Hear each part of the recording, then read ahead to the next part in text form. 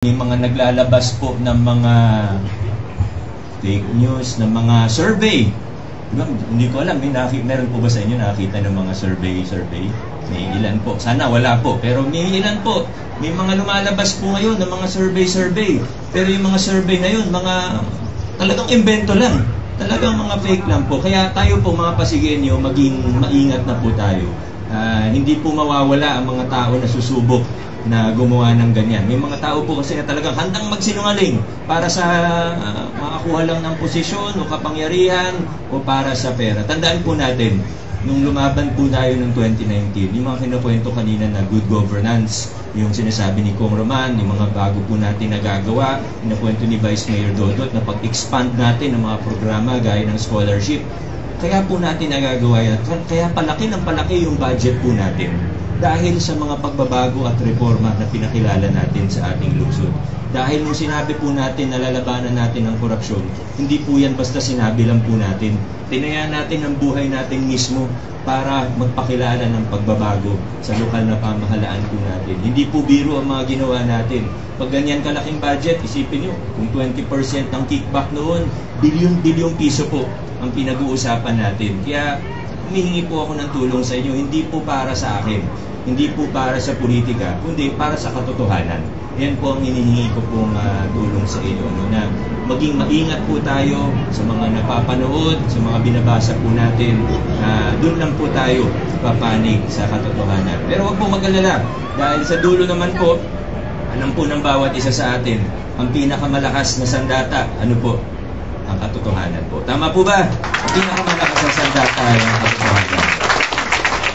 Kaya yung nabanggit po kanina ni Vice Mayor Dodot, di ba? 22 billion pesos ang budget natin para sa 2025. Napakalaking halaga po niyan. At alam ko po masaya ang mga Pasigueño dahil nakita pataas ng pataas, palaki ng palaki ang mga budget natin. Nakwento niya po kanina na una po, dahil sa mga good governance reforms, pagbabago na pinakikilala natin, tumataas yung revenue, tumataas yung income, at nababawasan tayo ng mga leakages. Pero ang isa rin po, ang totoo, kailangan ko rin po sabihin sa inyo, kaya rin po nangyayari yan. Dahil nga po, nababawasan yung mga leakages, ibig sabihin, wala nang mga kickback, walang pag-contractor, yun po yung contractor na nagpagawa dito, wala siyang ibibigay sa mayor.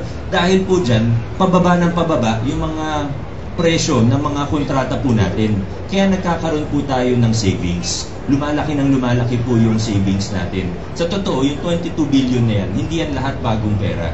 Yung iba po dyan ay savings natin mula 22, 2023, hanggang ngayon, 2024. At ang project po natin, ang pagtutuunan natin ng pansin sa mga susunod na taon, ay paano pataasin yung tinatawag ng mga planner at ng mga ekonomista na absorptive capacity.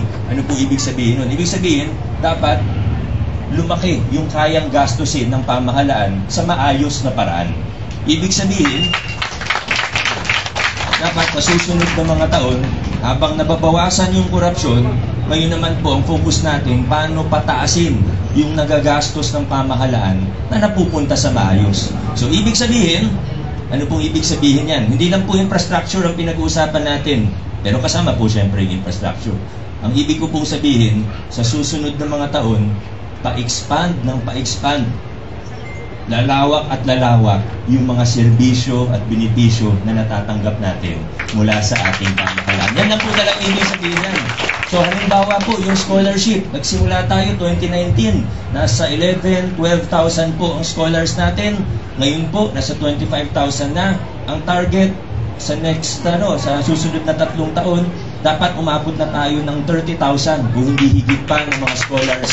At kasama po dyan yung mga scholars, yung nilikhahan ni Vice Mayor Dodot na programa, yung Pag-asa Scholarship natin, na ma-expand po natin yan para lahat ng gustong mag-aral ng kolehiyo at nahihirapan sa pambayad ng tuition, medyo kapos, mapapasok na po natin sa Pag-asa Scholarship program natin. So, lahat ng gustong makapag-aral ng TECVOC, makapag-aral ng TECVOC, lahat ng gustong makapag-aral ng college, makapag-aral ng college, yan po. Yung local senior pension natin, meron po ba ditong beneficiaryo ng local senior pension? Meron po, may ilan pong nagtaas ng kamay. Kung ngayon po, Ang sakop ng local senior pension ay yung mga 65 pataas na walang income at wala pang GSIS at SSS. Sa tulong ng ating mga konsehal, sa susunod na taon, may expand na po natin ito. Pati yung mga senior, 65 years old, na may maliit na SSS pension, isasama na po natin sila sa programa natin. Meron po ba rito na may SSS pension na maliit lang, sabihin mo 2,000, 3,000. Meron po. Ayan, may si tatay, ayan, meron po. Pag napasa na po ng council natin yung amendment sa local senior pension ordinance po natin, pwede na po kayo mag-apply sa local senior pension natin. Yung pamasko natin sa senior, yung pag-December, hindi po natin tataasan yun. 3,000 pesos lang po yun. Ang dili po magsabi, di ba, yung bakit sasabihin, gagawin yan na 5,000, gagawin yan 6,000. Pero hindi po tayo doon. Ang gusto po natin, taasan yung local senior pension natin para buong taon may natatanggap po tayo. Quarterly may natatanggap po tayo. Kasi sabihin natin 500 per month ang budget natin sa local senior pension. Ibig sabihin, per year, hindi lang yung 3,000. 6,000 pesos per month po. Ay, per month. May baka. Mali. Baka umasa yung mga senior. 6,000 per month. Hindi. 6,000 per year. So, plus yung 3,000 pag Pasko, 9,000 po yun. Pero step by step po natin gawin. Habang lumalaki yung available funds natin, mas marami tayong naisasama sa programa natin. Si Maro, alam mo ba kung ilan yung natin, yung beneficiaryo ng local senior pension? Parang nasa 20,000 na tayo, Nasa 20,000. Kabisado ni si Maro. Huwag na mag-alala ko. Nasa 20,000 senior citizen na po sa buong Pasig ang kasama sa local senior pension. Sa susunod na taon, maaaring, di ko lang po alam kung ilan talaga yung may SSS, pero maaaring dumoble po yung bilang na yan. Depende kung ilan po. Tapos pag nakita natin na okay na, yung mga may maliliit na SSS, kasama na po sa programa, ay pwede pa natin dagdagan pa kung ano yung sakop ng programa. Ganyan po tayo. Ganyan lang po ang style natin dito sa lungsod ng Pasig. Habang lumalaki yung budget natin, dahil nagiging mas efficient ang pamahalaan, dahil nababawasan ng korupsyon, yung mga programa natin, paganda lang po ng paganda. Palaki lang po ng palaki yung mga tulong, benepisyo na natatanggap po ng bawat isang Pasigenyo. Kaya maraming salamat po sa inyo dahil ang totoo po niyan, yung mga ginagawa ko po, yung mga ginagawa namin, hindi ko po yan magagawa ng ako lang. Hindi ko po yan. Kulang po ang powers ko kung ako lang mag-isa. Pero sa tulong po at sa suporta ninyo, yung mga sinasabi noon na imposible ay patuloy po nating gagawin. Maraming salamat. Congratulations sa ating lahat. Maraming salamat, Mayor Vico Soto. Ngayon po ay dadako na po tayo sa ating ribbon cutting dito po sa harap. Nasusundan po ng blessing sa pangunguna po ni Reverend Father Felix Gutierrez mula sa San Sebastian Parish.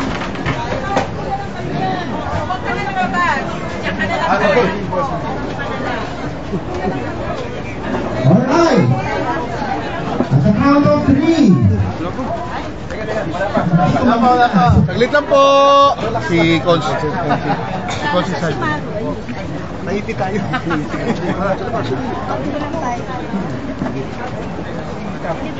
Alright, at the count of 3. Ready? 1, 2, 3.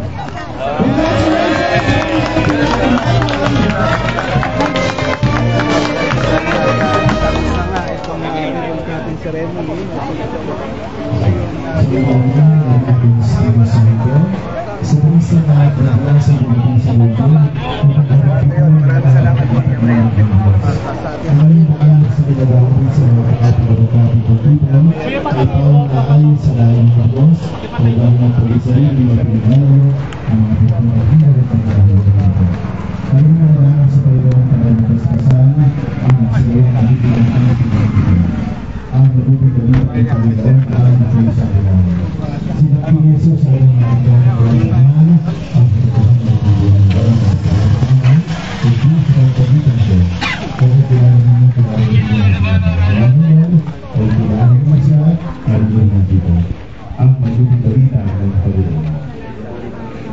Ang good governance po, sinusuportahan. Sinusuportahan po natin ang ating lokal na gobyerno, maging malinis, maging maayos, ang pinapagawa ng dahil. Manalangin tayo, ang maraming mga pangilihan tao, ay napili natin lahat itong pagbuo ng titiwala sa atin. Sa ipagkapalat ang unahan mo ang malalakang ito, at samahan mo ang paglalakbay itong sinutulong, bakang talirang pag-inaasay. At ang ating marating sa pararoonan, sa pamagitan ng sa Kristo kasama, ng Espiritu Santo. Opas sa mga Amen.